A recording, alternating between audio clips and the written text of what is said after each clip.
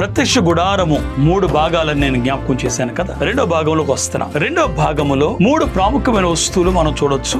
నా యొక్క కుడి ప్రక్కన అనగా దక్షిణ దిక్కున మనకి దీపవృక్ష స్తంభము లేదా సువర్ణ దీపవృక్షము కనపడుతుంది. మేలిమి బంగారంతో చేయబడినది. రెండో వస్తువు మనకి ఎడం ప్రక్కన అనగా ఉత్తర దిక్కున మనకి సుముఖపు రొట్టెల బల్ల లేదా సన్నిధి రొట్టెల బల్ల మనం చూడొచ్చు. అలాగే పడమర దిక్కున ఎదురుగా మనం చూసినట్లయితే ధూప వేదిక కనపడుతుంది. ఈ 3 వస్తువులు కూడా రెండో భాగములో చాలా ప్రాముఖ్యమైన వస్తువులు. అందులో మొదటిది దీపవృక్ష స్తంభము.